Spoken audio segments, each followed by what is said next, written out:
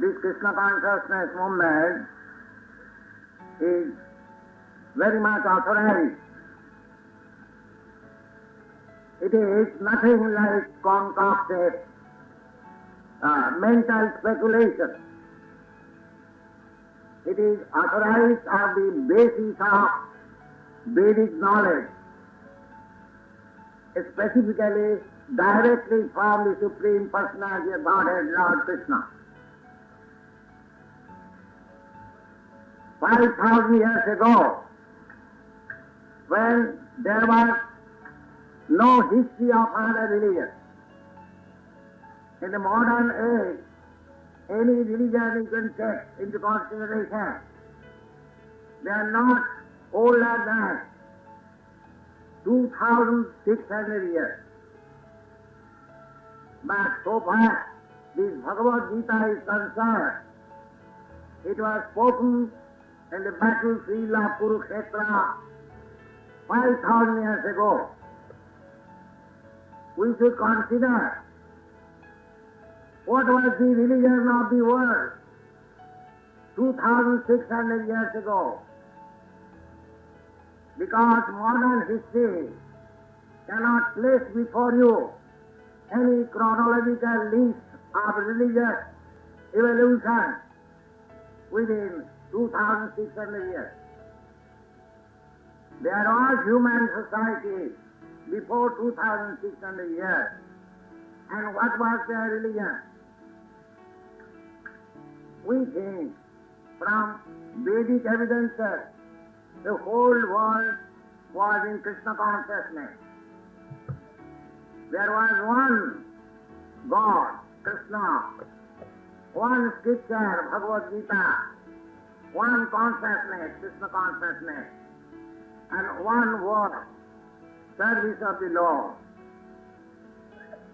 From Mahabharata, the great history of India, we can understand that after Maharaj Parikshit, the whole world was ruled by one flag. This Vedic culture. Gradually it deteriorated. As we have practical experience, 20 years ago, there was no Pakistan. But now Pakistan is existing. Similarly, the whole planet was known as Bharatvarsha. This Bharatvarsha name was after the king Maharaj Bharat, the son of Rishabdev. Before that, this planet was known as Ilavati-varsha. And after the king Maharaj Bharat, he was a great king. He also left his kingdom at the age of 24 years. Very young boy, for searching after spiritual realization, self-realization. That is the way of Vedic culture or Indian culture. Not that up to the last point of our death, we shall stick to the worldly affairs. The Vedic culture divides the whole society into 4 social orders and 4 spiritual orders. The 4 social orders is division of intelligence. The most intelligent class of men are called the Brahmins, and less than the Brahmins are the Kshatriyas. It is all calculated on the basis of intelligence.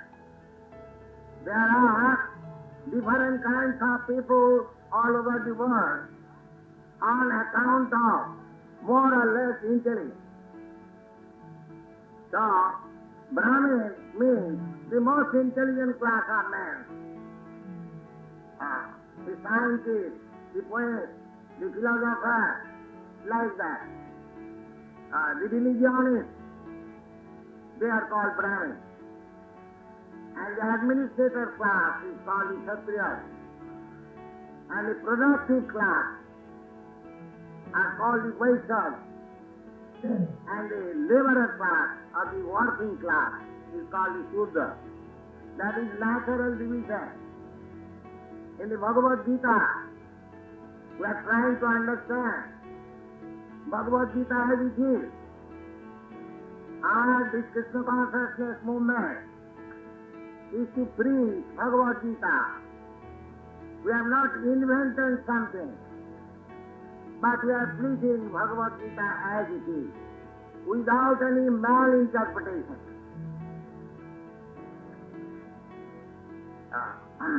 Therefore, because we are presenting pure Bhagavad Gita, people are accepting it very quickly.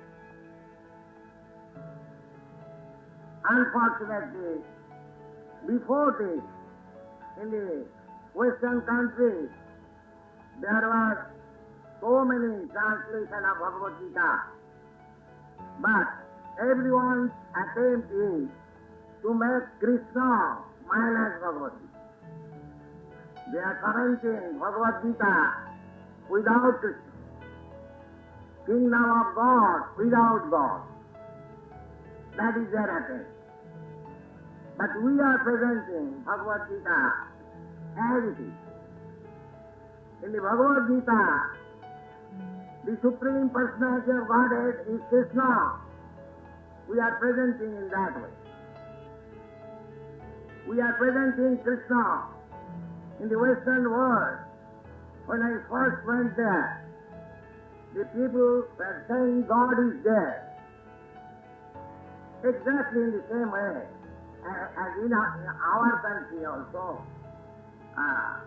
We have been misled by so-called leaders.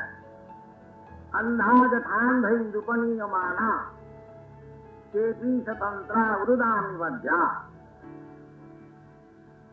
There is a statement in the Srimad Bhagavatam. Nate vidu shāsagatim Vishnu durāsayāde vahirathamanina andhāgathandhai rupaniyamana tepi satantra urudami vadya. But actually, we are misled by the so-called blind leaders. They have no vision. What is the actual goal of life? Not only in any particular country, everywhere, the same mistake is going on. Therefore, as a blind man, if he leads other blind man, there will be catastrophe. Similarly, because we are led by blind men, the whole world is in catastrophe. Nobody is in peace. Everyone is unsatisfied in spite of so much material education, advancement of material education. Because the missing point is Vishnu. Nate vidu shāsagatim Vishnu. So, the Vedic literature, the Vedic civilization is pointing out to Vishnu, as you know in the Rig mantra, Rig Veda, Tad Vishnu Paramam Padam Sada Pashyanti Suraj. Those who are actually intelligent, Brahmins, they are looking after self-realization, making the target on the Supreme Lord, Vishnu. That is the missing point. In the Bhagavad Gita, we are taught by the Lord Himself to give us enlightenment. What is the aim of life? That aim of life, the Lord Krishna Himself says in the Bhagavad Gita, Vedaisya Satvai Ahameva Vedam. The ultimate target of life is to understand Krishna. That is Bhagavad Gita teaching. Vedaisya Satvai Ahameva Vedam.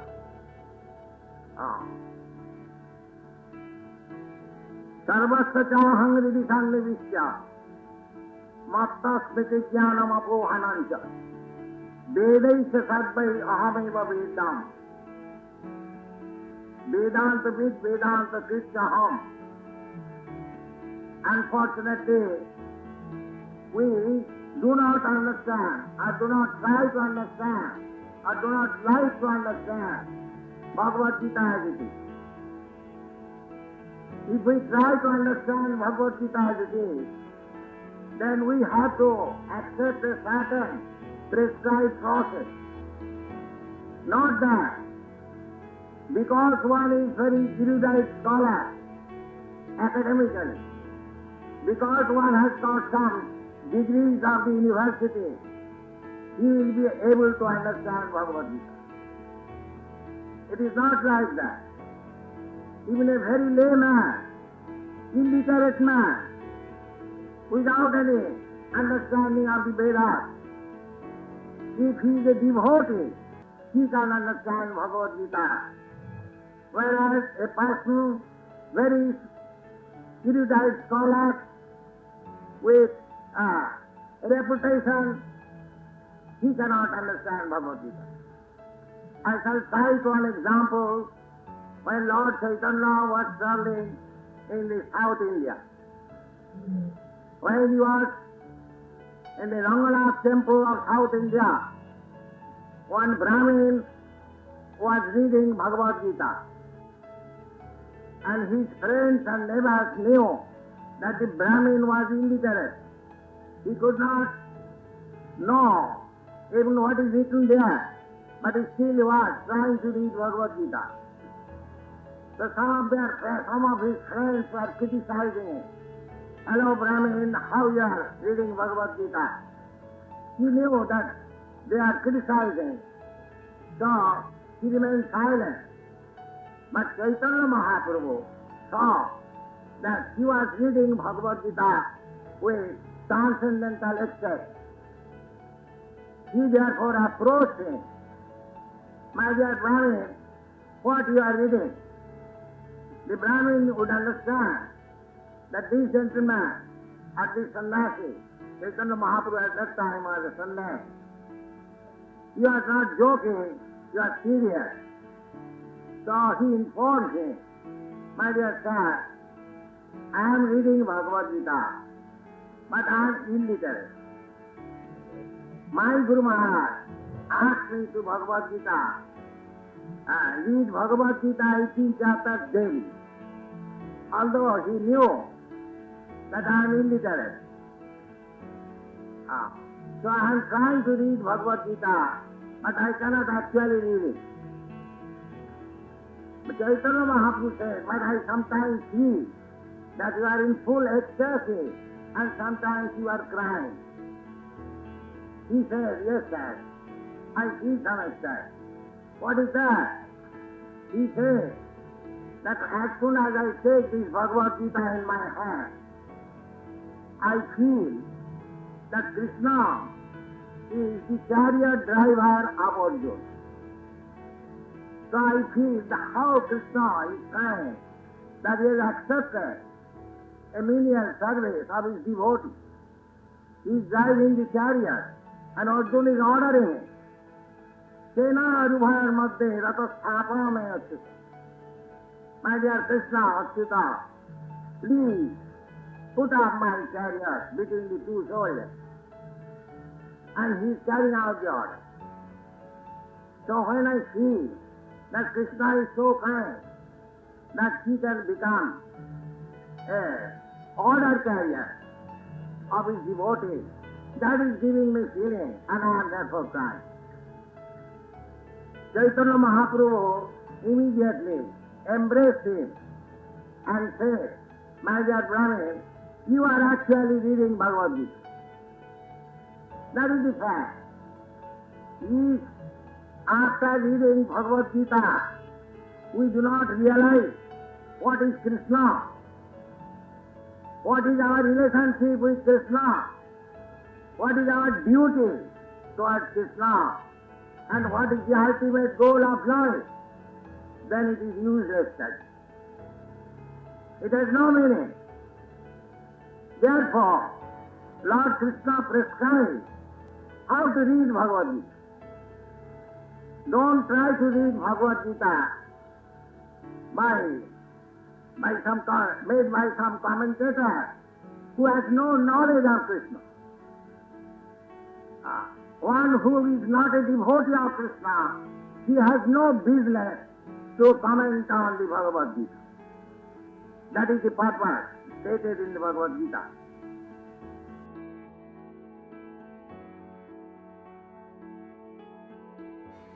Hare Krishna. We are reading from Chasing Rhinos with the Swami, Part 2, by His Grace Shyamsundar Prabhu. The Hare Krishna Bhagavad Dharma Discourses Festival opened to the public on Thursday, March 25th, 1971, and Bombay citizens poured into Cross Maidan by the tens of thousands. A fence of almost half a mile of dark blue cloth, 10 feet high, wrapped the perimeter, topped by thousands of flashing colored lights. People entered through 20-foot wide arched portals that we'd rented from a Bollywood movie set. There were 3 entrances on 3 sides of the grounds. This is what they saw as they came in. A white canvas circus tent, 350 feet long, the roof tapering to a crown and hung around the edges with orange bunting, its vertical sides open at the top for air circulation. 2 huge banners spread across the tent's main entrance, one in Hindi and one in English, proclaiming International Society for Krishna Consciousness, Founder Acharya, His Divine Grace, A.C. Bhaktivedanta Swami Prabhupada. We also hung big welcome signs on both sides. Banks of floodlights lit the entire scene. Floating 200 feet above the courtyard was the 17-foot balloon tethered by its ropes. Near the front entrance, we placed a decorative fountain that sprayed water 4 feet into the air inside a 20-foot high ornate columned gazebo, another Bollywood touch. Potted palms and flowering plants were placed here and there throughout the grounds. On white signboards posted on each side of the wide tent entrance, people could read what the festival was all about, with the events and topics painted in blue and the times painted in red. Daily program, March 25th through April 4th. 6 a.m., Mangalartik and Kirtan. 7 to 8, Bhagavad Dharma Discourse by His Divine Grace, A.C. Bhaktivedanta Swami Prabhupada in Hindi. 8 a.m., Mahaprasad distributed. 8:30 to 9:30, private darshan with Srila Prabhupada by appointment. 11:30 to 12:30, Kirtan and Bhog Arti. 12:30 to 2 p.m., general darshan of Sri Sri Radha Krishna Murtis. 2 to 4 p.m., DT resting. 4 to 4:15, Dup Arti. 5 to 6 p.m., private darshan with Srila Prabhupada by appointment. 6 to 7, Maha Sankirtan.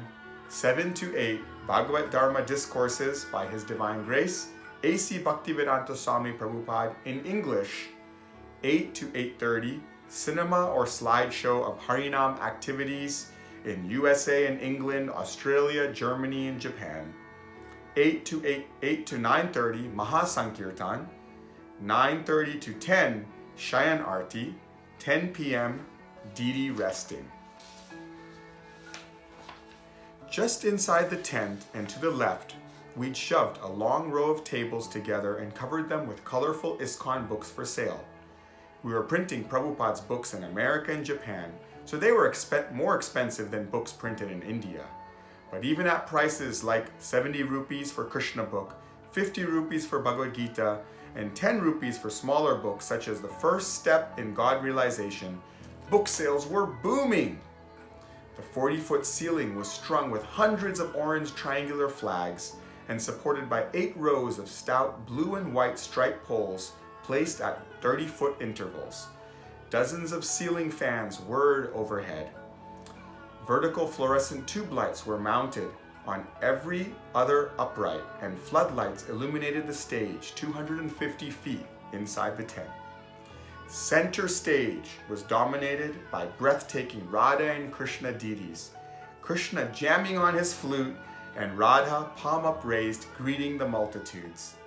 they occupied a simple but elegant Didi house, 10 feet wide by 20 by 12 feet high, which sat on a red velvet three-tiered altar. They were wearing bright silk dresses and crowns and jewels, peacock feather on Krishna's hair, and were draped in rose and tuberose garlands. The people of Bombay were clearly astonished to see such elegant deities. Strands of fresh tuberoses and jasmine flowers hung like strings across the stage and before the deities, dancing in the breeze created by electric floor fans. Above the altar, we'd hung a pyramid of bright electric lights that flashed from side to side, top to bottom, in a hypnotic sequence. An announcement is made, and 30 onstage devotees flushed from hours of kirtan bow down to welcome His Divine Grace, A.C. Bhaktivedanta Swami Prabhupada Maharaj. Prabhupada ascends the stairs, stage left, hands his bead bag and glasses to an attendant, walks to mid-stage, stops to gaze at the deities a moment, then bows, knees and head to the floor, before Radha and Krishna. He then turns and sits, legs folded on his Vyasasana, a low red upholstered armchair beneath a red gold-fringed umbrella.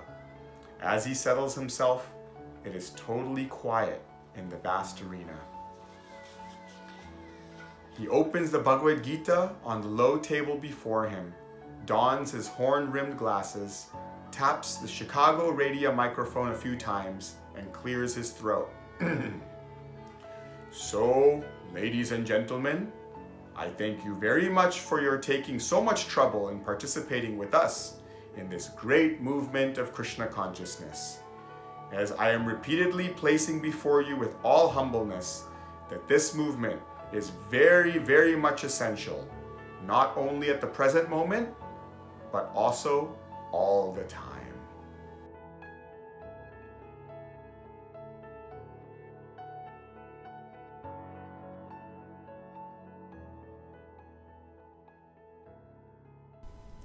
As I explored Bombay photographing, sometimes I would see billboards and banners. Hare Krishna Festival at Cross Maidan, March 25th to April 4th.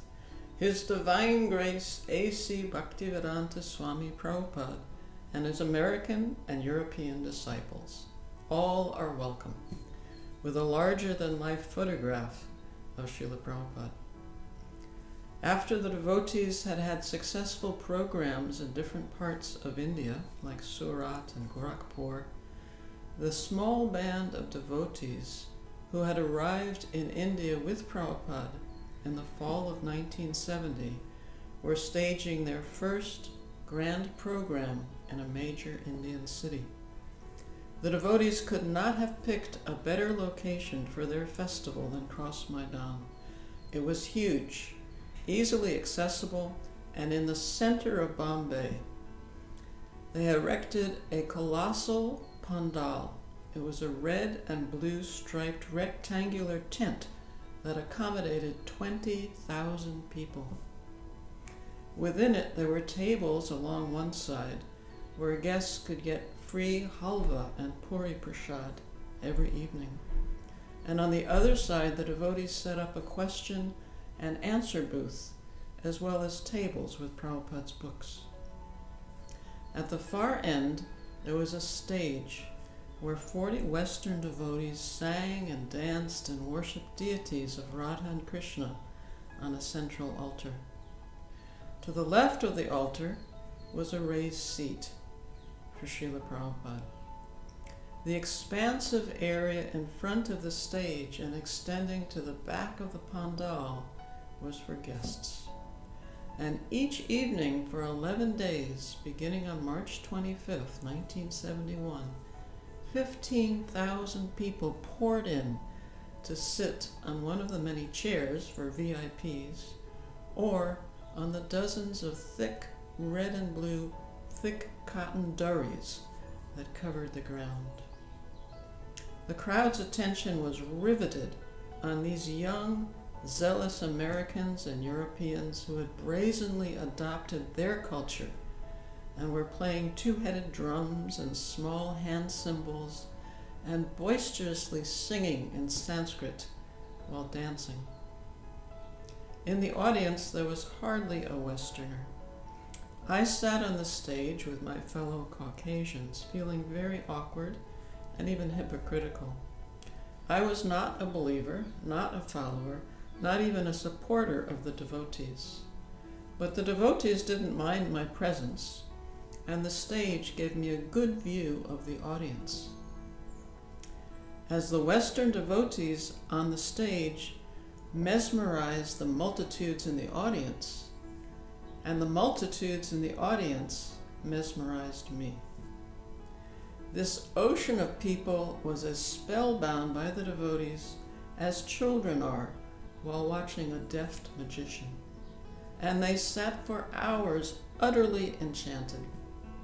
Their reverence had an honesty and innocence and power I'd never experienced before. I really didn't know what to make of it. The eccentricities of the devotees I'd met previously in the Brooklyn ashram and in the cold and austere London ashram did not prepare me for this experience. I considered how the personalities and backgrounds of the Western Hare Krishna devotees in India made them an odd group. But whatever they didn't have in common with one another, which was a lot, they made up for it with their audacious, total endorsement of Srila Prabhupada and his mission. Their enthusiasm exuded on that Pandal stage, springing forth in song and vivacity, and making what seemed to me like an indelible impression on the droves who sat before them.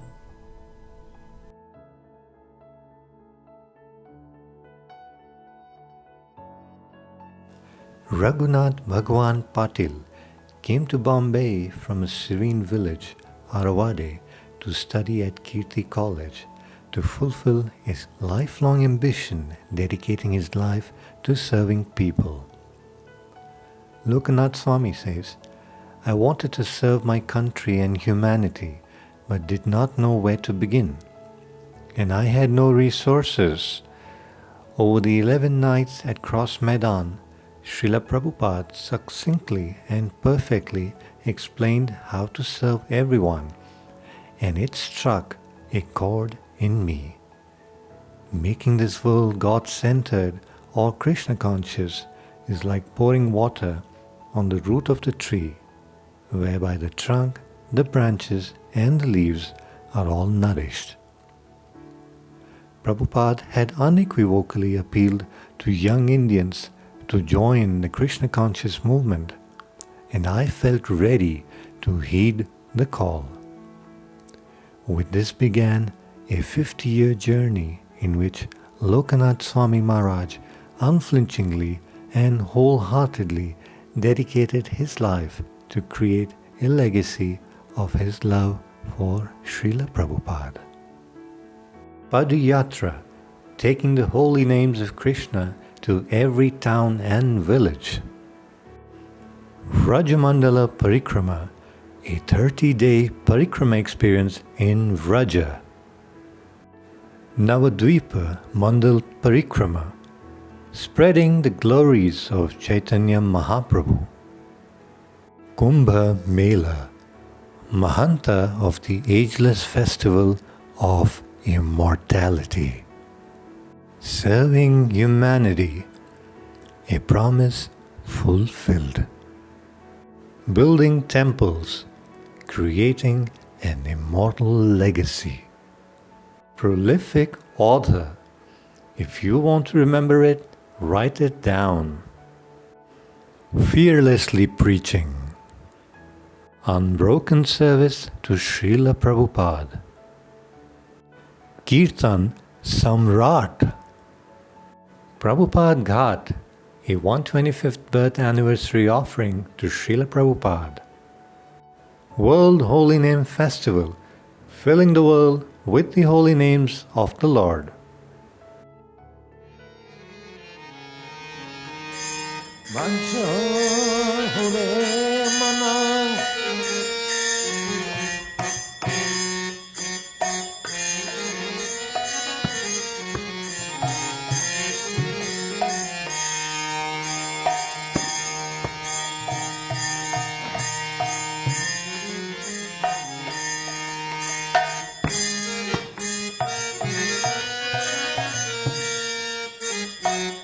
Bhajahude mana Linananana Abhayachana Narani Hare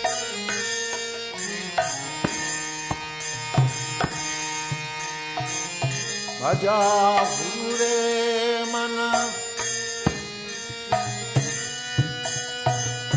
Abhaya Charanara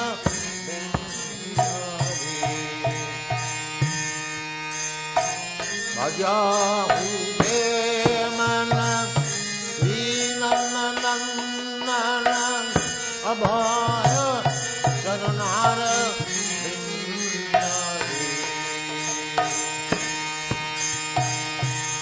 Bhajahude mana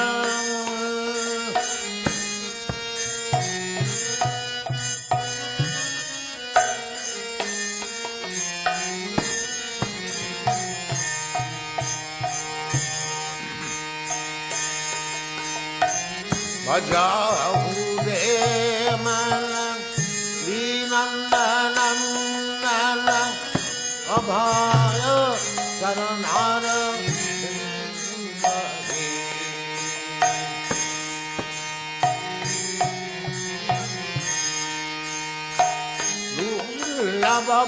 Lurlabamanaba Janama Satsange Lurlabamanaba Janama Satsange Karaye Baba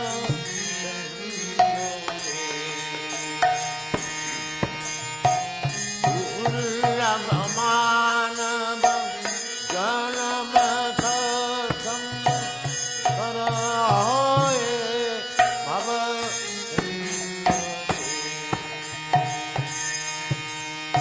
Bhajahude mana Srinananana Abhaya Charanara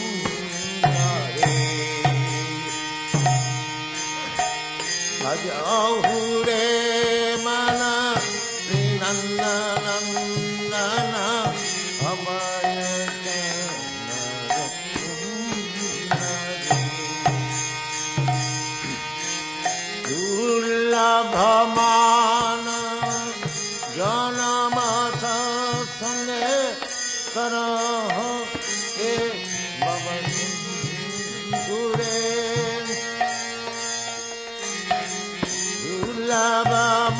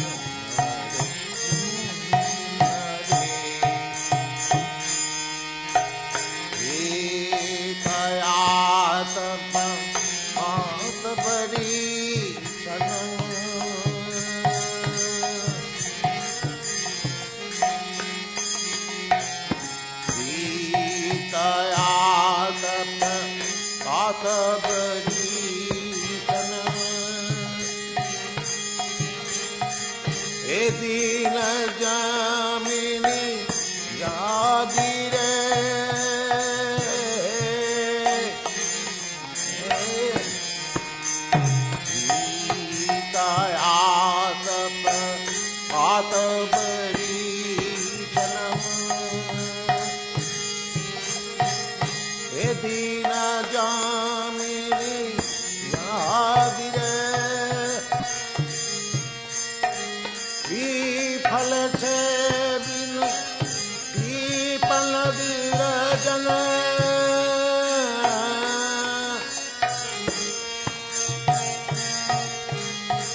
vifal se binu vipaladira jana ekana yadire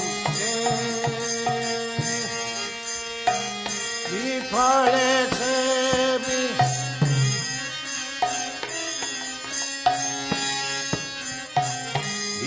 fale se binu kripanadira jana kapala sukha janana dire vifale se binu kripanadira jana kapala sukha janana